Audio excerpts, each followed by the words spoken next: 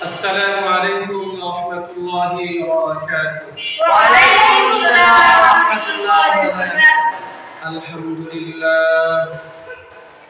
الحمد لله نحمده ونستعينه ونستغفره ونؤمن به ونتوكل عليه ونعوذ بالله من شرور أنفسنا من يهده الله فلا مضل له ومن يضلله فلا هادي له ونشهد أن لا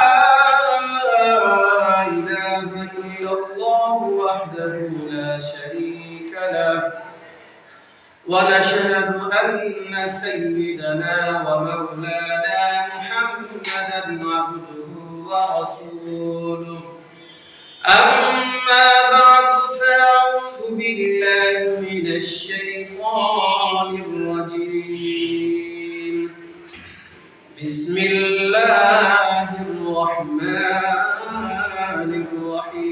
الرحيم قل إن كنتم تحبون الله فاتبعوني يحببكم الله ويغفر لكم ذنوبكم والله غفور رحيم فقد قال النبي صلى الله عليه وسلم كل أمتي يدخلون الجنة إلا من أبى قيل يا رسول الله من أبى قال من أطعني دخل الجنة ومن عصاني فقد أبى وقال النبي صلى الله عليه وسلم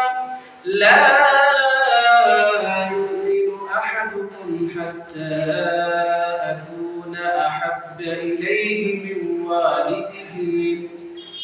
من والده وولده والناس أجمعين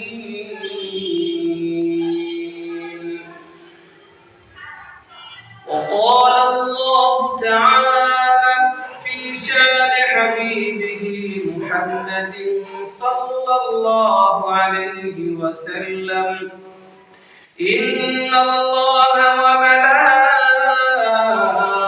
وملائكته يصلون على النبي يا أيها الذين آمنوا صلوا عليه وسلموا تسليما اللهم صل على سيدنا محمد وعلى آل سيدنا محمد كما تحب وترضى عدد ما تحب وترضى صدق الله العظيم وصدق رسوله النبي الكريم حسن سيرة قبل باش حسن سيرته جنيست فلاق الخشب ندالت قابلكم زارديس حسن صورة قرن باشا حسن سيرته جنيست فلاق الخشب ندالت قابلكم زارديس محمد لآكل كفر كوميتايا كفر كوميتاكل صداقات تايا কথা বলেন ঠিক না ঠিক নবী আমার ভালোবাসা নবী আমার সকল আশা নবী আমার প্রেম বিরহে আজ মূল আলোচনা নবী আমার সকল কাজের অনুপ্রেরণা। কথা বলেন ঠিক না ঠিক? নবী আমার ভালোবাসা, নবী আমার আলোর আশা, নবী আমার ভালোবাসা, নবী আমার সকল বিরহের মূল আলোচনা, নবী আমার সকল কাজের অনুপ্রেরণা। কথা বলেন ঠিক না ঠিক? আমাদের রবকে, আমাদের রবকে, আল্লাহ, আমাদের পালনেওয়ালাকে, আল্লাহ, আমাদের সৃষ্টিকর্তাকে। আল্লাহ, আল্লাহ এই জমিন কেন বানাইলেন? আল্লাহ এই আকাশ কেন বানাইলেন? আল্লাহ পাহাড় কেন বানাইলেন? আল্লাহ নদী নালা কেন বানাইলেন? আল্লাহ রাব্বুল আলামিন জান্নাত কেন বানাইলেন? আল্লাহ রাব্বুল আলামিন যা কিছু আছে পৃথিবীর মধ্যে সব কিছু বানাইলেন আমার নবীর জন্য। কথা বলেন ঠিক না ঠিক? আমার নবীর জন্য আল্লাহ আকাশ বানাইলেন, আল্লাহ জমিন বানাইলেন, আল্লাহ সূর্য বানাইলেন, আল্লাহ চন্দ্র বানাইলেন, আল্লাহ পাহাড় বানাইলেন, আল্লাহ পর্বত বানাইলেন, আল্লাহ জান্নাত বানাইলেন। এক কথায় পৃথিবীর যা কিছু আছে কার ভালোবাসায় সব কিছু বানাইছেন। কথা বলেন নবীর ভালোবাসায়। কথা বলেন ঠিক না ঠিক? এই নবীকে ভালোবাসতে হবে কি ভালোবাসতে হবে না? ভালোবাসতে হবে। আমার আল্লাহ বলেন, ও দুনিয়ার মানুষ, আমি আল্লাহকে যদি তুমি ভালোবাসতে চাও তাহলে আমার নবীকে তুমি ভালোবাসো।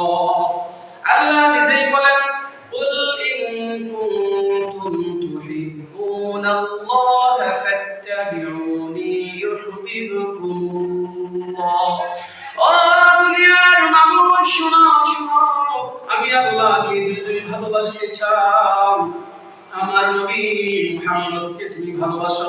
আমার নবী মুহাম্মদকে যখন তুমি ভালোবাসবে স্বয়ং যেন তুমি আমি আল্লাহকে ভালোবাসবে। বলেন সুবহানাল্লাহ, সুবহানাল্লাহ।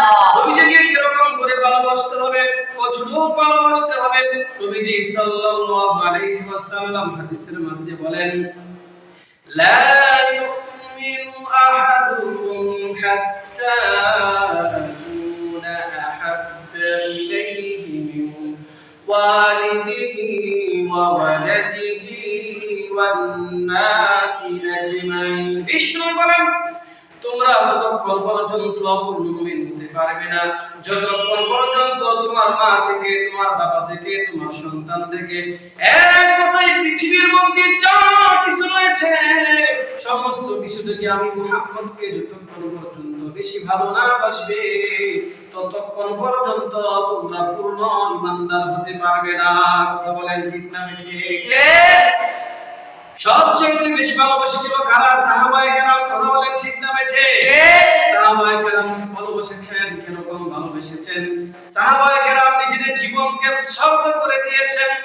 এক যুদ্ধের মধ্যে এক সাহাবী বললেন, ও নবীজি, আপনার ডান পাশে, আপনার বাম পাশে, আপনার সম্মুখে, আপনার পিছনে যে দিক দিয়ে তীর আসবে ওই দিক দিয়ে আমি রয়েছি ডাল হিসাবে আপনি আমাকে ব্যবহার করবেন, আমি ডাল হিসাবে আপনার চতুর্দিক দিয়ে ঘুরতে থাকবো।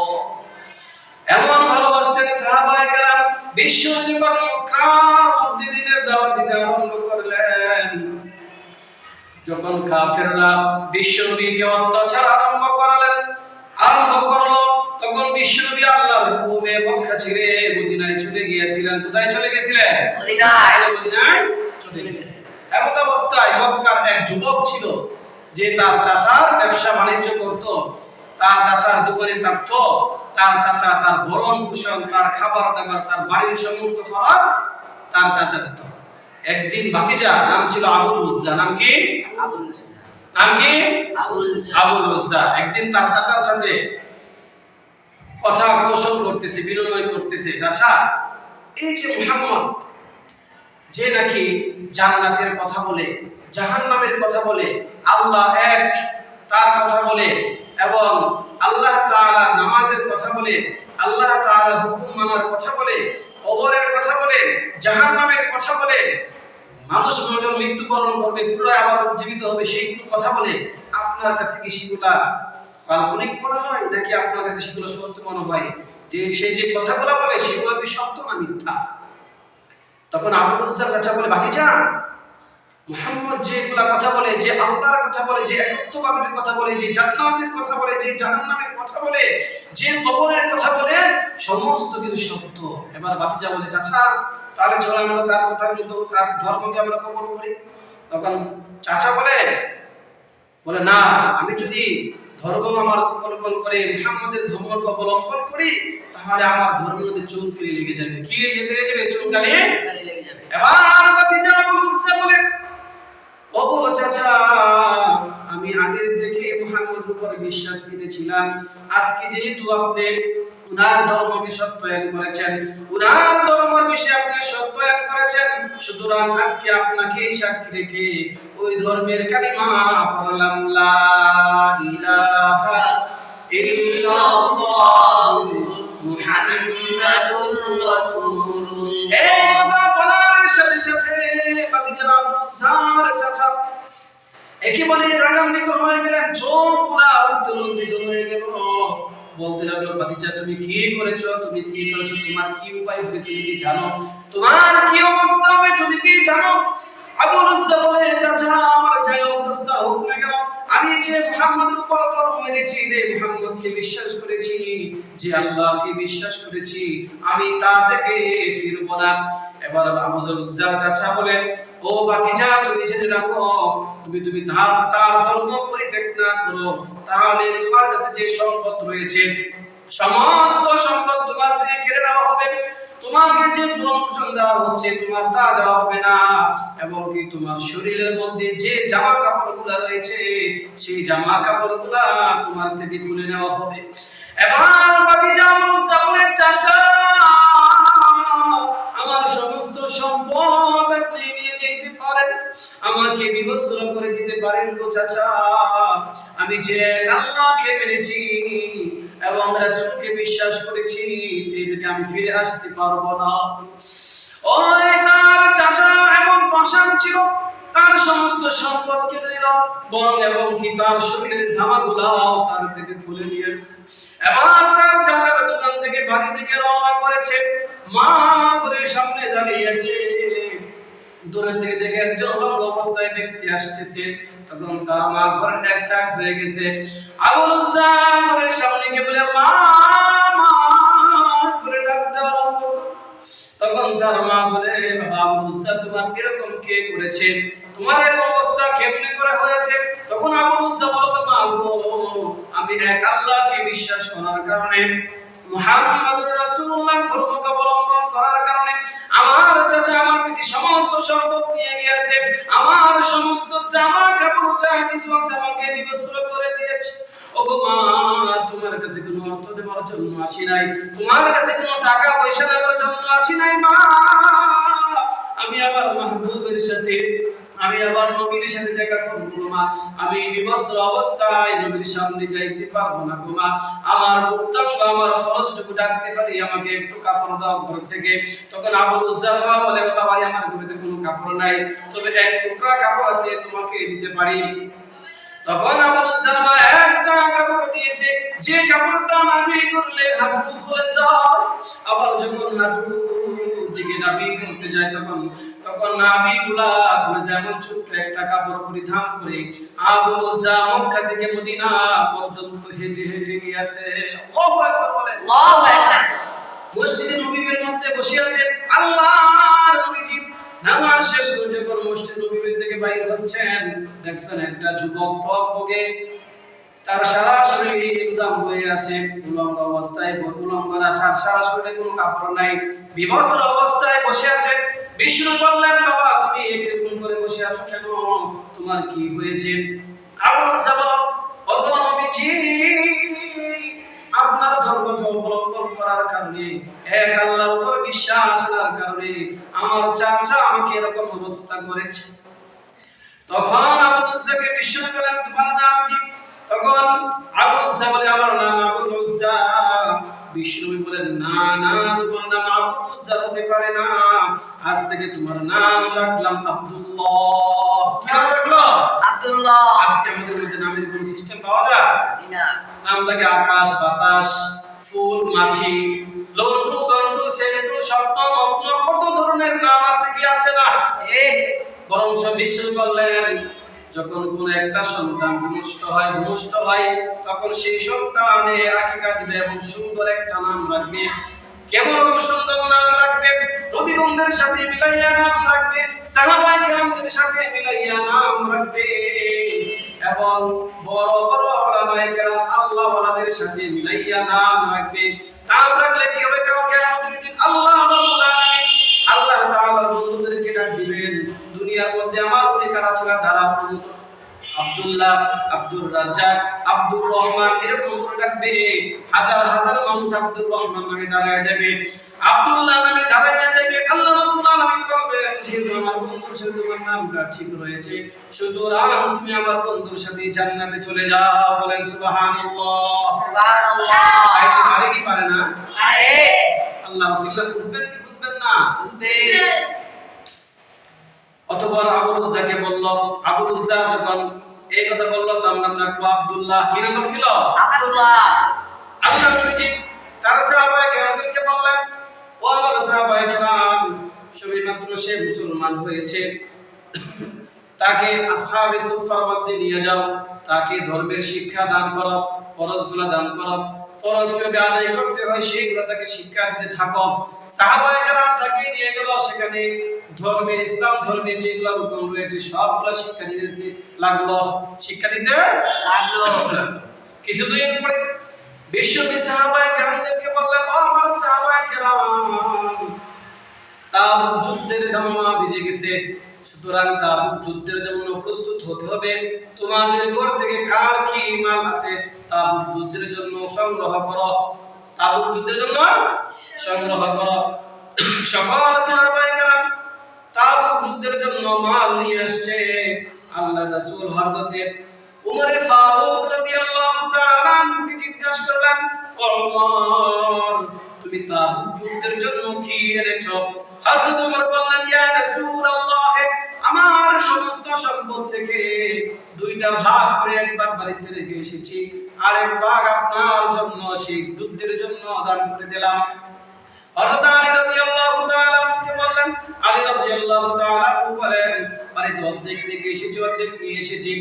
হযরত উসমান রাদিয়াল্লাহু তাআলা আমাকে বললেন, তিনি বললেন তিন ভাগ করে দুই ভাগ নিয়ে এসেছি, এক ভাগ রেখে এসেছি। অতঃপর হযরত আবু বকর রাদিয়াল্লাহু তাআলা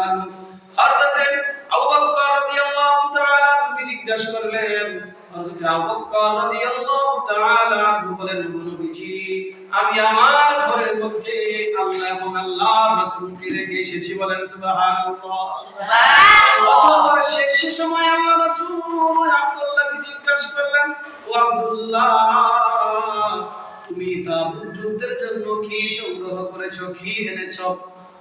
এবার আব্দুল্লাহ বলে, ও নবীজি, আমি শুধুমাত্র মুসলমান হয়েছি, আমার কাছে কোনো অর্থ নেই, আমার কোনো ধন সম্পদ কিছুই নেই। ও নবীজি, আমি সেই যুদ্ধের জন্য আমার জীবনটা দিয়ে দিতে চাই। বিশ্বনবী বলেন, না না, তুমি শুধুমাত্র মুসলমান হয়েছো, তুমি কিন্তু ক্লেশের মধ্যে তোমার জীবন যেতে পারে না। অতঃপর আল্লাহর রাসূল সমস্ত সাহাবায়েদেরকে নিয়ে সেই যাত্রী তাবুকের প্রান্তে চলে গেলেন। চলে যাওয়ার পরে কিছুদিন পরে এক সাহাবী এসে বলল, ইয়া রাসূলুল্লাহ, আপনি যাকে মহব্বত করেছেন এবং যে আপনাকে মহব্বত করেছে তার শরীরের মধ্যে অনেক জ্বর এসেছে। কি আসছে? আল্লাহ রাসূল বললেন, তাকে তোমরা সেবা করতে থাকো। কয়েকদিন যাওয়ার পরে আরেক সাহাবী এসে বললেন, ইয়া রাসূলুল্লাহ, ওই আবু মুসার দুনিয়াতে নাই। আল্লাহ রাসূল বলেন, তাহলে তোমরা তাকে দাফনের ব্যবস্থা করো। আল্লাহ রাসূলের কথা অনুযায়ী আব্দুল্লাহকে দাফনের ব্যবস্থা করে তাকে গোসল দিল, গোসল দিয়ে কাপড় চোপড় পরিধান করাইলো, কাপড় চোপড় পরিধান করে জানাজা নামাজের জন্য দাঁড়ানো হয়ে আছেন।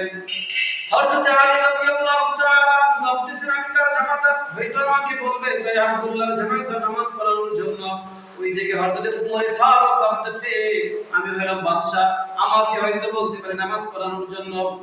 এইদিকে ওসমান রাদিয়াল্লাহু তাআলা ভাবতেছে মনে মনে হয়তো আমাকে বলবে জানাজা নামাজ পড়ানোর জন্য। ওইদিকে বিশ্বনবী বললেন দান কাতার সোজা করো। এই কথা বলার সাথে সাথে বিশ্বনবী জানাজার নামাজ পড়ানোর জন্য সামনে চলে গেলেন। সুবহানাল্লাহ। বিশ্বনবী জানাজার নামাজ শেষ করলেন, সেই লাশটাকে কবরস্থানের মধ্যে নিয়ে গেলেন। কবরস্থানের মধ্যে নিয়ে যাওয়ার পরে ওখানের উপর থেকে মনে মনে ভাবে হয়তো আমাকে বলবে কবরে নামার জন্য। দেখা গেল বিশ্বনবী লাশটাকে কবরে রাখলেন। অথবা বিশ্বনবী যখন কবরে লাশটা রাখার পরে যখন কবর থেকে উঠলেন, বিশ্বনবীর চেহারাটা একটু হাস্য উজ্জ্বল হয়ে গেল। সাহাবায়ে কেরাম জিজ্ঞাসা করলেন, ইয়া রাসূলুল্লাহ, ইতিপূর্বে আপনি অনেক কবর দিয়েছেন, অনেকই আপনি কবর দিয়েছেন, কিন্তু কোন সময় হাস্য উজ্জ্বল মুখ আপনার উঠে নাই।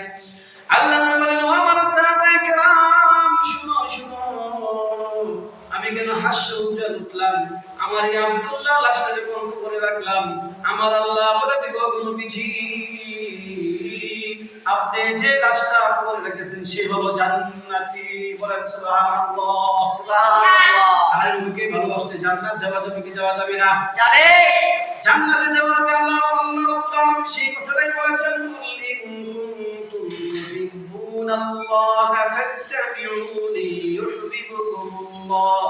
ইয়া মানুষ, আমি আল্লাহকে ভালোবাসতে চাইলে, আমি আল্লাহকে তুমি ভালোবাসতে চাও, আমার নবীকে তুমি ভালোবাসো, আর আমার নবীকে যে ভালোবাসবে স্বয়ং সেই জন্য আমি আল্লাহকে ভালোবাসলো।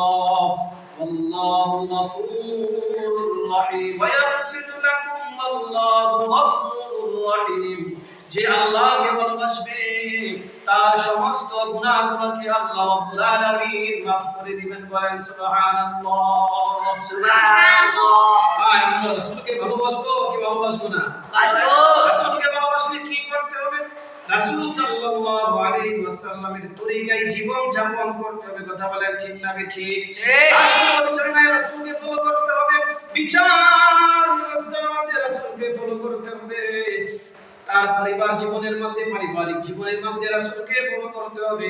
তার সমস্ত সেক্টরের মধ্যে রাসূলকে ফলো করতে হবে। আর এই কথাটা রাসূল সাল্লাল্লাহু আলাইহি ওয়াসাল্লাম বলেন, যে ব্যক্তি আমার সমস্ত সেক্টরের মধ্যে আমি রাসূলকে ভালোবাসবে তারাই হবে জান্নাতি, আর যারা ভালোবাসবে না তারাই হবে জাহান্নামী। আল্লাহ রাসূল বলেন, কুল্লু উম্মতি ইয়াদখুলুনাল জান্নাহ ইল্লা মান আবা, ক্বালা মান আতানি দাখালাল জান্নাহ ওয়া মান আসানি ফাকাদ আবা। আমার সমস্ত উম্মতরা জান্নাতি হবে, তবে ওই সমস্ত ব্যক্তিরা ব্যতীত যারা আমার ইকরার করে নাই, আমার অনুসরণ করে নাই, অনুকরণ করে নাই, আমার সুন্নাতকে ফলো করে নাই, রাষ্ট্র ব্যবস্থায় করে নাই, বিচার বিভাগে করে নাই, তার জীবন যাপনের মধ্যে আমার সুন্নাতকে ফলো করে নাই, ওই সমস্ত ব্যক্তিরা কখনো জান্নাতে যাইতে পারবে না। যারা আমাকে ফলো করেছে, সমস্ত সেক্টরের মধ্যে আমাকে ফলো করেছে, ওই সমস্ত ব্যক্তিরাই জান্নাতে যাবে। বলেন সুবহানাল্লাহ। সুবহানাল্লাহ। কে জান্নাতে যাইতেছে রাসূলকে ভালোবাসে হাত তুলে। আল্লাহ তুমি সকলকে কবুল আর মঞ্জুর কর। বলেন আমিন। ওয়া আখিরু দাওয়ানা আনিল হামদুলিল্লাহি রাব্বিল আলামিন। আসসালামু আলাইকুম ওয়া রাহমাতুল্লাহি ওয়া বারাকাতুহু।